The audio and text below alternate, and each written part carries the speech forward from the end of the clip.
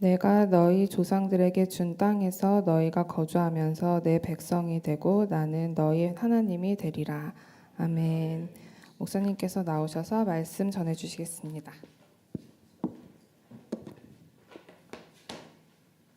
안녕하세요. 지난주 한 주 인사 못 드리고 이 자리에 서니까 또 반가운 마음이 있네요. 그래서 오늘도 은혜의 시간이 되셨으면 좋겠습니다. 오늘은 소유의 능력이라는 제목으로 말씀을 나누어 보도록 하겠습니다. 우리가 무엇을 얻는 데 능력이 필요하다는 것은 보통 상식적으로 잘 받아들이죠. 근데요, 무엇인가를 가지고 있는 데에도 그만큼 혹은 그 이상의 능력이 필요합니다. 우리는 얻는 데 능력이 필요하지만 가지고 있는 데는 별다른 능력이 필요 없다고 생각하는데 그렇지 않고요.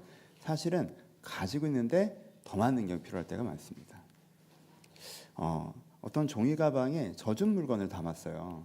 그럼 그 물건이 아무리 귀한 물건이건 상관없이 조금 있으면 들면 가방이 그냥 찢어지겠죠. 그 종이 가방은 그 물건을 담을 능력이 없는 거예요. 소유의 능력이. 되게 귀한 물건이에요. 근데 비닐 가방에 담았어요. 되게 귀한 물건이에요. 근데 그걸 들면 얼마 지나지 않아 찢어지던가 손잡이가 뜯어진가 하겠죠. 그 비닐 가방은 그 무거운 걸 아무리 귀하다고 해도 담을 능력이 없는 거예요. 내가 튼튼한 가방이어서 이것이 젖어 있건 이것이 무겁건 잘 담아낼 수 있어야 뭐가 있는 거예요? 소유의 능력이 있는 거예요. 그러니까 우리는 소유의 능력을 가지고 있어야 그것들을 계속 내 것으로서 지켜가야 합니다. 지켜갈 수 있습니다. 소유의 능력이 없는 건 대표적으로 두 가지가 있어요. 첫 번째 뭐냐면요, 그 가치를 몰라서 소유의 능력이 없는 경우가 있어요. 그 가치를 몰라서. 너무 좋은 물건이에요. 너무 좋은 물건이에요. 그러니까 선물로 주셨어요. 근데 내가 이거의 가치를 몰라요. 그러면은 그걸 주셨어도 내가 그것을 누릴 수가 없죠. 그리고 누릴 수가 없는 물건은 나한테 자리만 차지하는 물건이 되잖아요. 그러니까 되게 함부로 대하거나 방치하고 있다가 고장내거나 잃어버리는 경우가 있죠. 그렇죠? 제가 얼마 전에 선물을 받았는데 신발을 받았어요. 근데 제가 그런 거 잘 모르잖아요. 그래서 주셨는데 감사합니다 그냥 이러고 받았어요. 잘 모르니까 주셨구나 하고 그렇게 받았는데 이렇게 한 분이 오시더 그거 되게 좋은 거라고 알려주시더라고요. 그래서 감사합니다 라고 했어요. 좋은 건 뭐예요? 난 모르겠는데. 근데 제가 내가 그걸 가지고 뛰어봤더니 너무 좋은 거야. 내 발에 되게 잘 맞는 거야. 그때 제가 다시 감사합니다. 제가 앞단에 모은 것을 그걸 가지고 있어도 그 가치를 모르니까 좋은 물건을 가지고 있어도 가치를 모르면요 그걸 방치하거나 함부로 대하게 되고 누릴 수가 없어요. 아마 제가 제가 최근에 뛰지 않았으면 끝까지 전 그 신발의 가치를 몰랐을 거예요. 물건만 그럴까요? 좋은 기회를 주셨어요. 근데 내가 이 가치를 몰라. 그럼 그 기회를 갖고 있다는 건 엄청난 큰 기쁨이거든요. 근데 뭐 기쁨이 아니에요. 이게 그냥 너무 당연한 거 아무것도 아니야. 그러다가 어떻게 하겠어요? 그 기회를 방치하고 낭비하고 놓치겠죠. 정말 좋은 사람을 내 주변에 주셨어. 내가 그 사람의 가치를 몰라. 근데 그 사람을 누릴 수가 없죠. 그렇죠? 아무리 가까이 있어도요. 그 사람을 누릴 수가 없어요. 난 그 가치를 모르니까. 그럼 그 다음에 어떻게 되겠어요? 내가 그 관계를 방치하고 또 함부로 대하다가 그 관계를 잃어버리겠죠. 내가 가지고 있는 것의 가치를 알아야 내 것을 소유할 수 있는 능력이 생겨요. 내가 가지고 있는 것의 가치를 알아볼 시선이 없으면 그것을 소유할 수 있는 능력이 없는 것이고, 그럼 내가 그걸 가지고 있어도 결국에는 가지고 있어도 없는 것과 마찬가지거나 잃어버리거나 하게 되는 거죠. 또 하나, 여러분, 내가 소유의 능력이 없는 두 번째 특징은 뭐냐면요, 내가 가지고 있는 것의 가치는 아는데 나의 가치를 모르는 거예요. 내 가치를 모르는 거. 보세요. 내가 가지고 있는 이거의 가치는 알아. 근데 나의 가치는 몰라. 그럼 자연스럽게 그 사람은 어느 쪽으로 갈까요? 내가 가지고 있는 것으로 나를 설명하기 시작하겠죠. 그렇죠? 내 가치는 몰라. 난 내가 가치 있는지 모르겠어. 근데 내가 갖고 있는 게 가치 있는 건 알겠어. 그럼 자연스럽게 그렇게 되는 거죠. 내가 돈을 많이 가지고 있어요. 근데 나는 그렇게 가치 있다고 못 느껴. 그럼 내가 나를 뭘로 설명하겠어? 내가 갖고 있는 돈으로 설명하겠지. 내가 재능이 있어. 근데 내가 다른 나의 가치는 모르겠어. 그럼 내가 나를 뭘로 설명하겠어? 나의 재능으로 설명하겠죠. 내가 가지는 직장은 되게 대단한 직장이야. 근데 내가 나의 가치는 모르겠어. 그럼 내가 나를 설명할 때 나의 직업으로 나를 설명하겠죠. 그럼 어떻게 돼요? 가치 있는 걸 가지고 있는 게 이 사람을 어떻게 해요? 지워버리죠. 그러면 결과적으로 이 사람이 그것을 가지고 있는 걸까요? 내가 돈이란 게 가치가 있잖아요. 돈을 같이 쓸 만큼 가지고 있는데 나의 가치는 몰라. 그래서 나를 설명할 때 내 돈으로 설명해. 그러면 내가 돈을 갖고 있는 겁니까? 돈이 나를 갖고 있는 겁니까? 지워진다는 거예요. 내가 지워져요. 내가 그걸 가지고 있을 수가 없어요. 내가 어떤 성공을 가졌다? 내가 그걸 성공을 가지고 있을 만한 나를 가지고 있어야 되는데 내가 내 자신의 내면의 깊이와 영역이 그만큼 되지 않은 상태에서 어떤 성공을 가졌다? 그럼 그 성공이 나를 설명하는 게 돼버리죠. 그럼 내가 지워져요. 그럼 내가 그 성공을 가지고 있는 걸까? 그 성공이 나를 잡아먹은 걸까? 사실은 그렇게 되면 내가 뭔가를 뭐 할 수가 없어요? 가지고 있을 수가 없어요. 그래서 이게 소유의 능력이 되게 중요한 두 가지입니다. 사람도 마찬가지죠. 내가 너무 소중한 사람을 가지고 있어. 너무 소중한 사람이야. 이 사람의 가치는 알겠어. 근데 내가 내 가치를 몰라. 그럼 내가 내 자신의 의미를 그 사람으로부터 얻으려고 하겠죠. 그 사람한테 매달리겠죠. 그 관계에 집착하겠죠. 그럼 그 사람이 나를 가질까? 사람 경우엔 그렇지 않죠. 가질 게 있어야 가지지. 내가 없는데 그 사람은 허공을 가질 수는 없잖아요. 그렇죠? 내가 소중한 사람이 있다고 할지라도 그 사람으로부터 내 의미가 부여되는 순간 사실 그 관계가 온전히 만들어지기가 어렵습니다. 그래서 뭘 가지셔야 돼요? 무엇인가를 가질 수 있는 능력을 가지셔야 돼요. 소유의 능력. 소유의 능력. 여러분 소유의 능력을 얼마나 갖고 계십니까? 한 걸음 뒤로 물러갔다 옵시다. 여러분 내가 가진 것의 가치를 모르는 사람의 경우에는 그냥 본인이 무지하고 어리석고 교만해서 그런 경우들도 많아요. 네, 근데 내가 가진 것의 가치를 모르는 경우에서도 내가 없어서 그런 경우도 있어요. 내 자신이 선명하지 않으면요, 내가 누구인지 잘 모르면 나한테 특별한 걸 줘도 그게 특별하다고 인지를 못해요. 왜? 내가 그걸 얻을 만한 사람이어서 얻은 것처럼 착각해요. 그러니까 선물을 줘도 권리인 줄 알아요. 내가 나를 선명하게 가지고 있어야 이런 걸 나에게 주시다니가 되는데, 이건 나한테 너무 소중한 기회구나가 되는데, 내가 나를 잘 모르면 그냥 나 정도 되는 사람은 이런 기회가 항상 이렇게 널려 있는 건가 보다 라는 착각을 갖게 된다는 거예요. 내가 선명하지 않으니까. 또 내가 나를 잘 모르는 상태가 되면 내가 무엇인가를 얻어도 그것이 나 자신의 의미를 설명하거나 내 내면을 채울 만큼은 안 되잖아요. 그럼 뭔가를 얻어도 모자르다고 생각을 많이 하게 돼요. 내가 내 안에서 나를 찾지 않고 성공으로 나를 찾으려고 하고 소유로 나를 찾으려고 관계로 나를 찾으려고 하면 그걸로 갖고는 내가 찾아지를 않으니까 모자른 거예요. 그러니까 어떤 패턴이 나와요?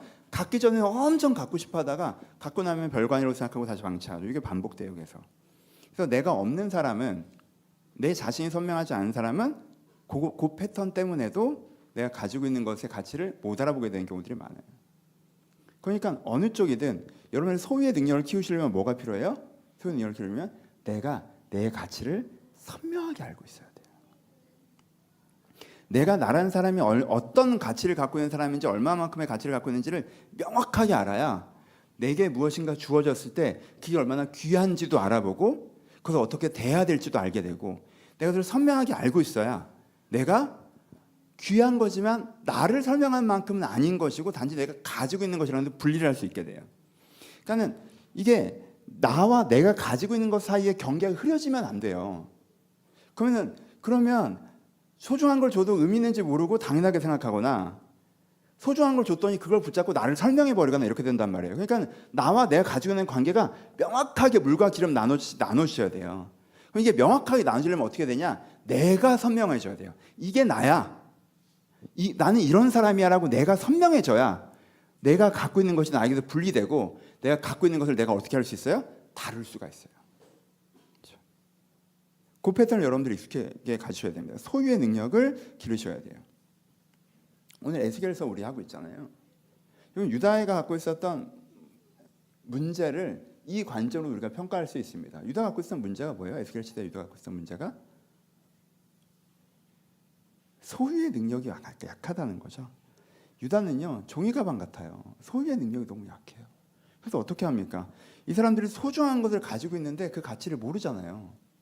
소중한 것을 가지고 있는데 그 가치를 모르고 함부로 대하죠. 이 사람들이 뭘 갖고 있어요? 이 사람들이 성전을 가지고 있어요.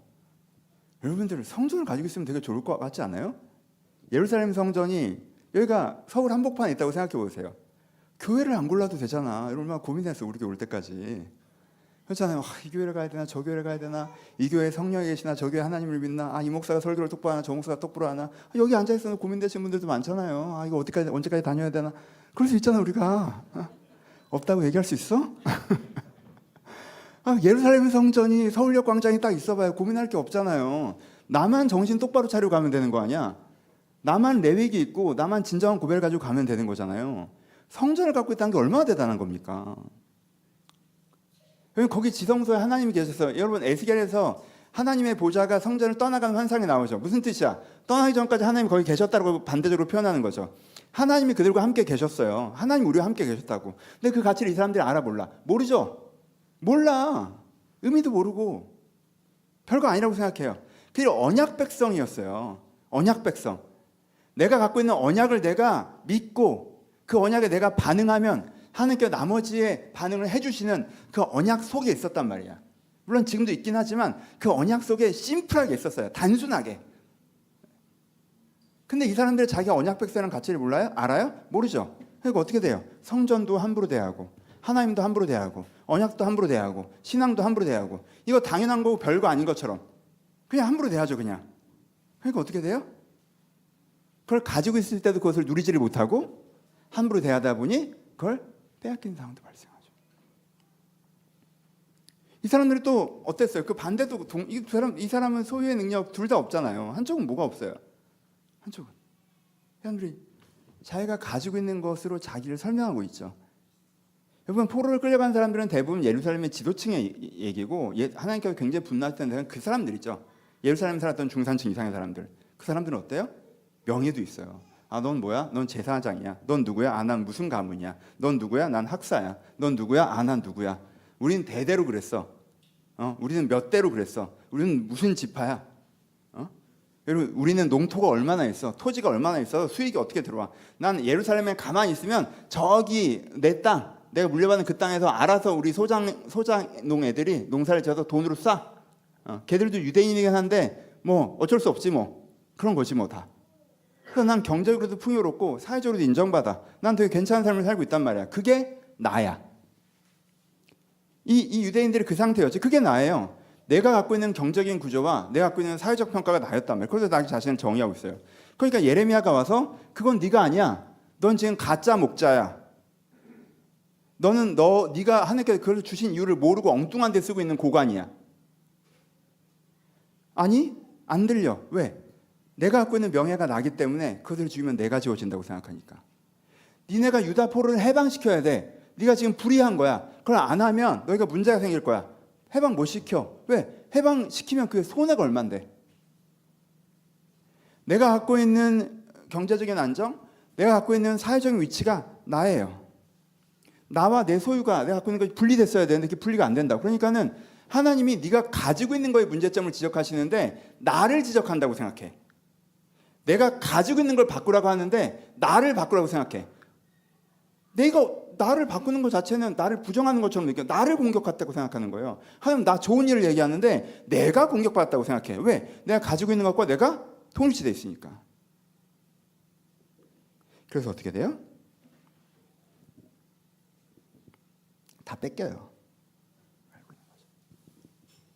36장 19, 20절이죠. 그들이 행위대로 심판받으며 각국에 흩어져 여러 나라에 헤쳤더니 그들이 이른바 그 여러 나라에서 내 거룩한 이름이 그들로 말미암아 더러워졌나니 그 사람들이 그들을 가르쳐 이르기를 이는 여호와의 백성이라도 여호와 땅에서 떠난 자라 하였느니라. 다 빼앗긴 상황이 되죠. 여러분 여기서 설교가 끝나면 어떻게 돼요? 정신 똑바로 차리고 살아가 되는 거죠. 여러분 가지고 있는 걸 소중히 여기지 않고 가지고 있는 거랑 동일시하면 다 뺏기는 거예요. 정신 똑바로 차리고 살으세요가 되는 거죠, 그렇죠? 근데 그 말도 맞아요. 여러분 여기서 한번 끊고 갑시다. 가지고 있는 걸 소중히 여기세요. 그 가치를 알아보셔야 돼요. 갖기 전엔 그렇게 소중하다고 얘기하더니 갖고 나서 함부로 대하고 계시는 거 돌아보셔야 돼요. 오늘 잃고 나서 울지 마세요. 함부로 대하지 마세요. 왜 그러지? 귀한 거예요. 그렇죠? 소중히 대하셔야 돼요. 그래서 여러분, 여기서 설교가 끝나는 건 아니고 더 중요한 얘기 이제부터 시작이죠. 다 잃어버렸어요. 그러니까 하나님께서 어떻게 하신 거예요? 얘 줬더니 야 안 되겠다. 야 회수해 이렇게 하신 거예요? 하나님 이제라도 제가 잘못했어요. 다시 주시면 다시는 안 그럴게요. 근데 야 끝났어. 나가. 하나님 저에게 다시 한 번만. 넌 포로로 끌려가는 거야. 내가 너 참고 보다가 속 뒤집어졌던 거 생각하면 그러시는 거예요 지금? 아니죠. 하나님께 지금 뭐 하시고 계시는 거예요? 여러분 36장 읽어보세요. 앞부분은 뭐가 나와요? 빼앗기는 얘기가 나오죠. 근데 뒷부분엔 뭐가 나와요? 뒷부분에 뭐가 나오냐면 여러분들이 잠깐 읽으셨처럼 다시 얻게 하시는 얘기가 나오죠. 본문을 제가 읽어드릴게요. 내가 너희 조상들에게 준 땅에 너희가 거주하며 내 백성이 되고 난 너희 하나님이 되리라. 내가 너희를 모든 더러운 데에서 구원하고 곡식이 풍성하게 하여 기근이 너에게 닥치지 아니하게 할 것이며 또 나무의 열매와 밭의 수산을 풍성하게 하여 너희가 다시는 기근의 용을 여러 나에게 당하지 않게 하리니 그때 너희가 너희 악한 길과 너희 좋지 못한 행위를 기억하고 너희 모든 죄악과 가증한 일로 말미암아 스스로 믿게 보리라 라고 얘기하세요. 무슨 뜻이에요? 네가 가져야 될 걸 다시 다 얻을 거야. 다시 다 얻을 거야. 그리고 그때 어떻게 생각할 거냐 하면 그냥 그 전에 내가 왜 그래가지고 이걸 뺏겼다가 다시 받는 바람에 힘들었네. 왜 그랬을까? 이렇게 생각할 만큼 다시 얻을 거야. 그 후반부에. 그렇죠? 전반부는 36장의 전반부는 뺏긴 얘기를 되게 길게 해요. 36장 후반부는 다시 찾는 얘기를 길게 해요. 그럼 그 중간에 무슨 얘기가 나옵니까? 이 사람이 소유의 능력을 획득하게 하신 얘기가 나오죠. 그게 뭐예요? 오늘 읽었던 불문이죠. 내가 새 영을 너희 가운데 주고 새 마음을 너희 가운데 준다라는 거예요. 그렇죠? 그대로 놔뒀더니 귀한 거 준 거는 알아보지도 못하고 그냥 쓰라고 준 거를 자기 자신과 동일시해가지고 그거 붙잡고 우상 숭배하면서 살아가니까 일단 한번 확 뺏고 확 다 뺏어. 그 전에 안 뺏기고 조정하면 좋겠어서 말로 여러 번 했는데 안 들어먹어. 왜? 자기가 가진 것 때문에 어깨에 힘 빡 들어갔거든. 안 들어먹어. 그거 항상 오랫동안 갖고 있었으니까 신앙, 은혜 이런 거 그거 당연한 거거든. 안 들어먹어. 한번 뺏은 거예요. 혼내려고 뺏은 거예요? 아니요. 알게 하려고 뺏는 거죠. 한번 뺏긴 다음에 이 사람한테 어떻게 하라는 거예요? 뺏겼더니 그게 너무 귀한 거였구나. 이거 알으라는 거예요? 다시 주시기만 하면 내가 진짜 소중히 여길 텐데 이거 알라는 거예요? 여러분 이러면 못 받습니다. 그렇게 받는 게 아니에요.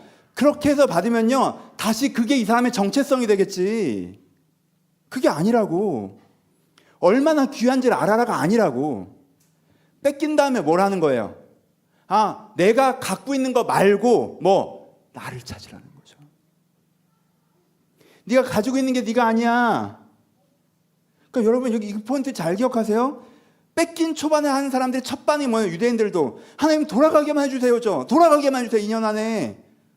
돌아가게만 해주시면 정신 똑바로 차리고 살게요. 못 돌아가요. 그렇게는. 지금 뭐 하라고 하시는 거예요? 뺏긴 거 신경 쓰지 말고 널 찾으라는 거죠. 네가 누군지, 네가 그 돈이 없어도, 그가 그 지위가 없어도 하나님 앞에서 얼마나 소중한 사람인지, 네가 어떤 사명을 갖고 있는 사람인지, 어떤 삶을 살아야 되는 사람인지 하나님 안에서 너를 다시 한번 찾으라는 거예요. 새 영을 너희 가운데 부어줄 테니까 새 마음을 받으라는 거예요. 그래서 내가 나를 찾아야 돼요. 내가 나라는 사람이 되게 설명해요. 내 가치를 알아야 돼요.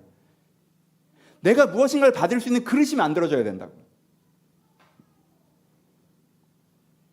나를 선명하게 알면 그 다음에 무슨 일이 벌어져요?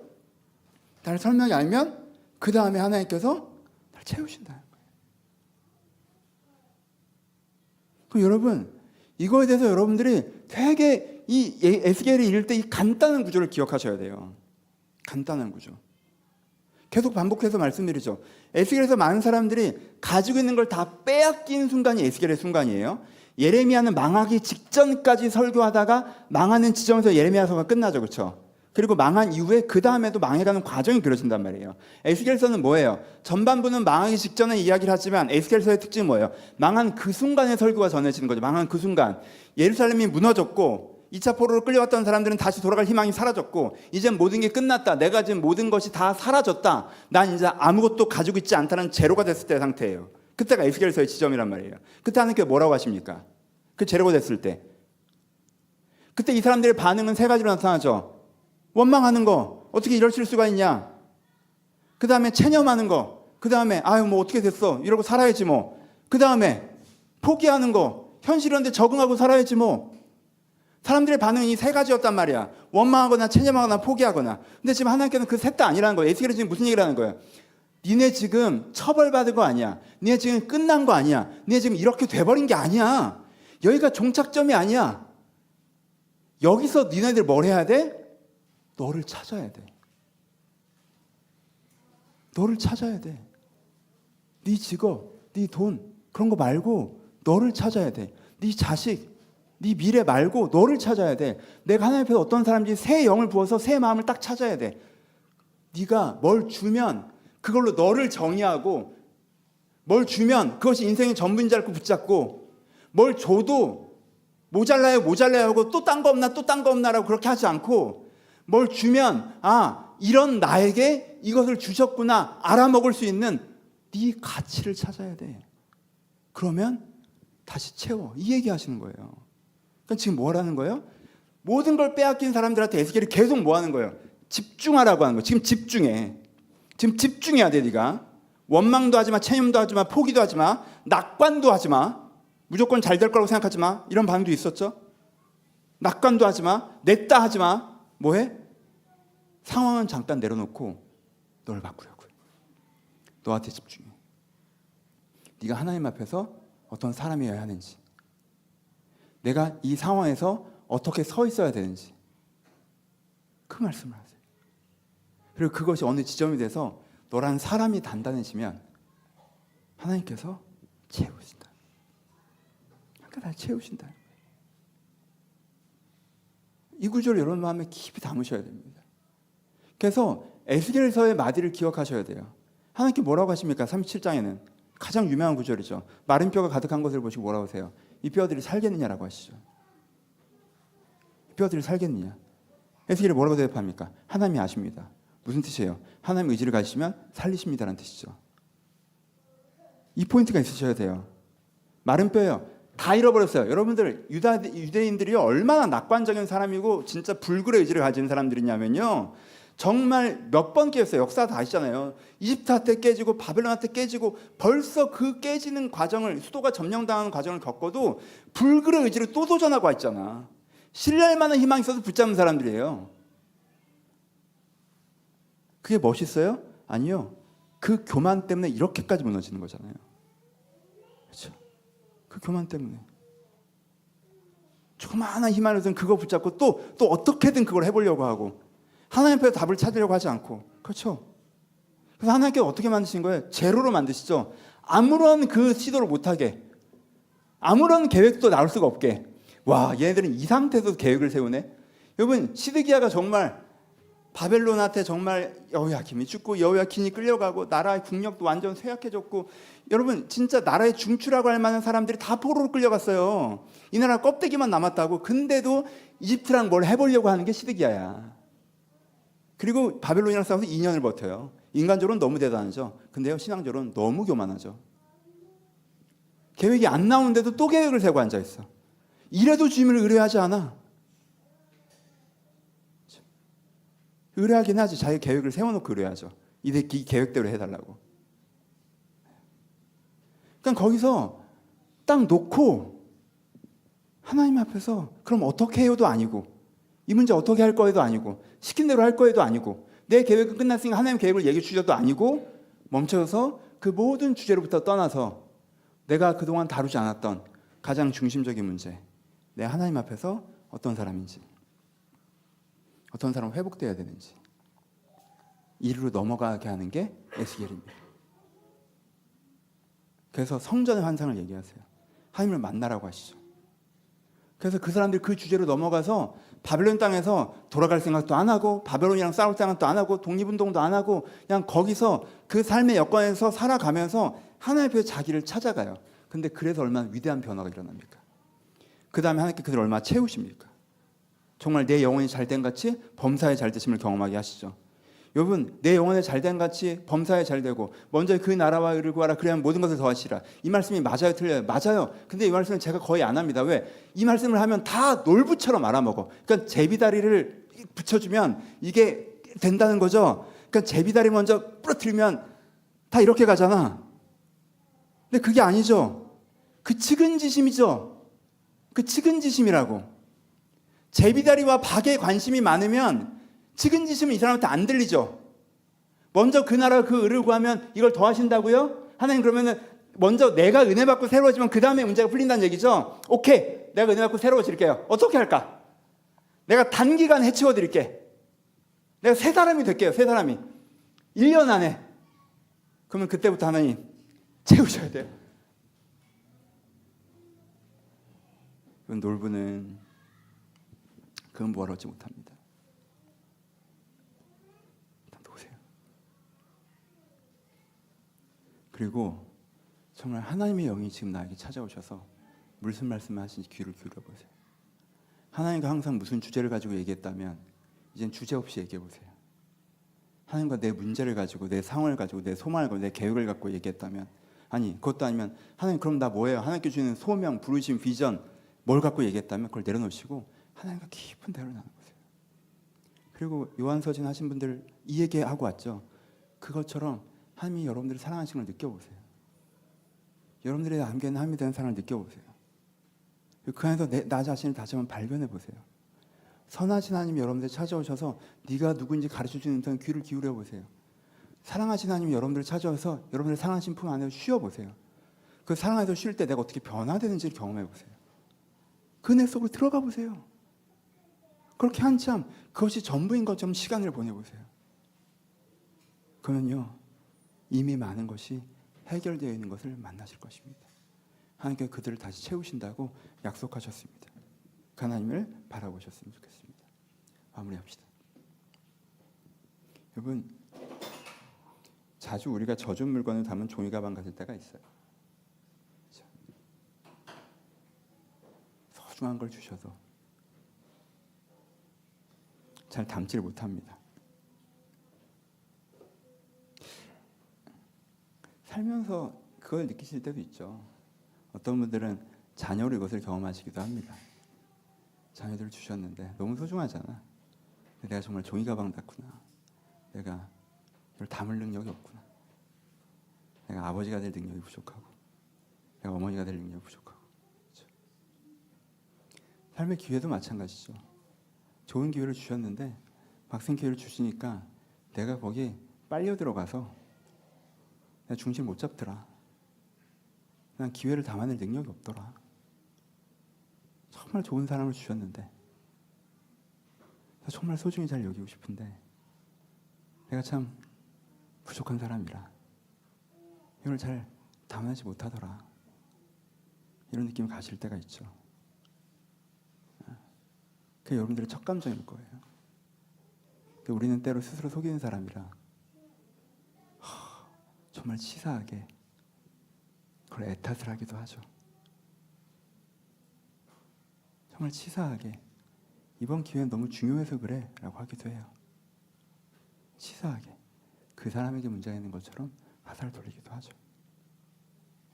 사실은 내가 알아요. 이 사람, 이 기회 이거 귀한데 내가 담아내지 못하고 있구나. 그것을 알 때가 있습니다. 근데 그때 여러분들이 기도하셔야 돼요. 나한테 실망하지도 마시고 상대에게 책임을 전가하지 마시고 상황의 책임을 전가하지 마시고 내가 귀한 걸 주셨는데 그걸 담아낼 만큼이 아니구나 기도하시기 필요합니다. 여러분들 솔직히 여러분들 지금 귀한 걸 갖고 계셔서 거기 너무 푹 빠져 계십니까? 솔직히 여러분 인생을 설명하라고 하면 여러분이 가진 성공, 여러분들의 취미, 여러분들의 돈, 여러분들이 살아온 어려움, 여러분들의 라이프 스타일, 그게 여러분들을 설명하는 것처럼 나 알려달라고 내가 알려줄게. 내가 어떤 성공을 했는지, 내가 뭘 이루었는지, 내가 어떤 삶을 살아온 사람인지, 내가 뭘 가지고 있는지 내가 알려줄게. 내가 갖고 있는 재능과 소유와 위치를 보여줄게. 혹시 그런 게 먼저 떠올리십니까? 여러분 그걸 가지고 있을 능력을 지금 잃어가고 계신 거예요. 그 능력이 많이 사라지면 쉽지 않습니다. 기도하셔야 돼요. 기도하셔야 돼요. 기도하셔야 돼요. 여러분 이미 다 잃어버리셨습니까? 목사님 설교를 제가 5년 전에 들었으면 좋았을 텐데 제가 다 잃어버렸네요. 여러분 에스겔서는 다 잃어버린 사람한테 하고 있는 얘기입니다. 에스겔서는 다 잃어버린 사람한테 하는 얘기예요. 새 영을 주겠다고, 새 마음을 주겠다고, 다시 채우겠다고 다 잃어버린 사람한테 하고 계신 얘기예요. 그러니까 잃어버렸다고 생각하십니까? 기도하셔야 돼요. 여러분들 그냥 하나님 앞에서 머무르셔야 돼요. 이럴 때 뭔가 좋은 걸 주셔도 되게 감사하세요? 여러분 오래 머무르십시오. 하나님 앞에서. 그 좋은 게 여러분들 잡아먹지 않도록. 여러분들 가끔 보면 저 후회할 말 할게요. 여러분들 크리스찬이 아니라 엄마 아빠 같아요. 그거 좋은 거 아니에요. 애들한테도 안 좋습니다. 정신 차리세요. 먼저 신앙이 되십시오. 좋은 신앙이면 좋은 어머니 아버지 될 수 있어요. 그거 먼저 하세요. 후할 얘기 할게요. 여러분 성공하신 거 되게 좋아요. 원하던 거 이루셔도 좋고, 원하는 집 가셔도 좋고, 원하는 직장 가셔도 축복해요.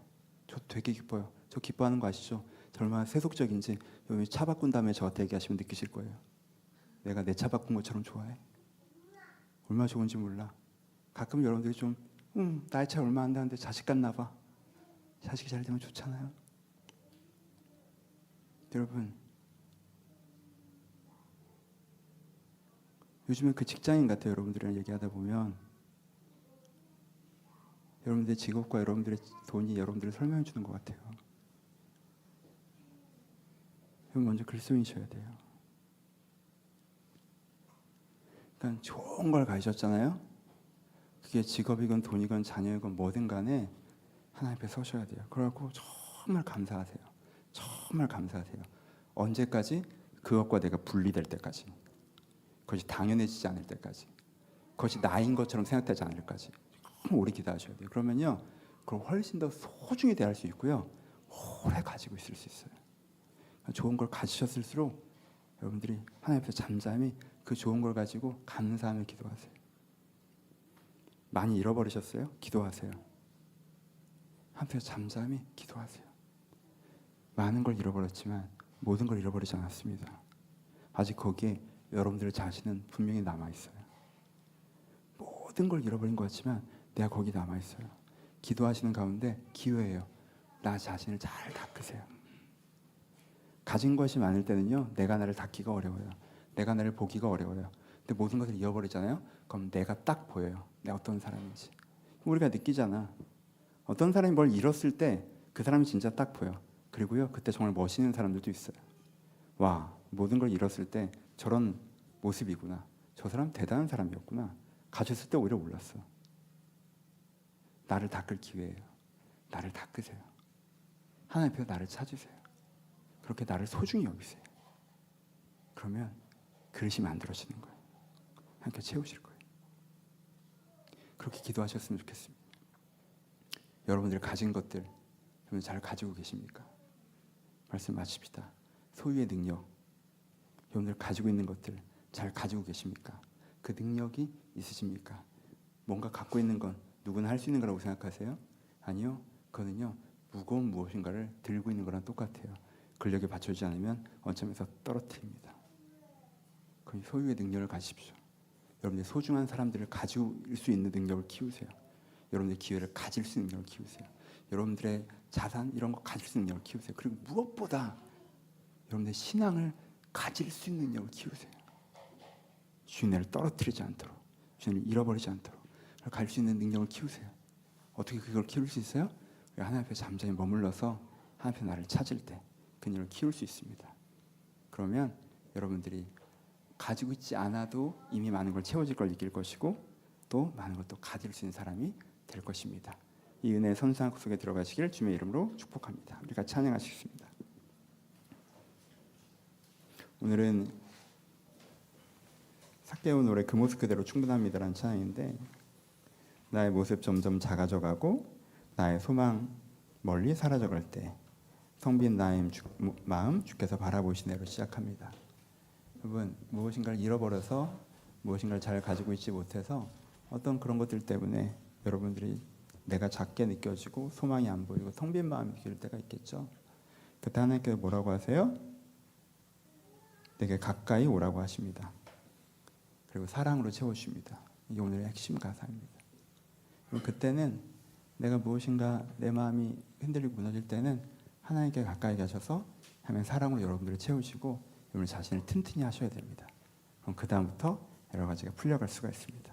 하나님 앞에서 그 중심을 잡는 마음으로 주님의 사랑을 다짐한 경험을 소망하시면서 함께 고백을 담아 찬양하도록 하겠습니다. 찬양합니다.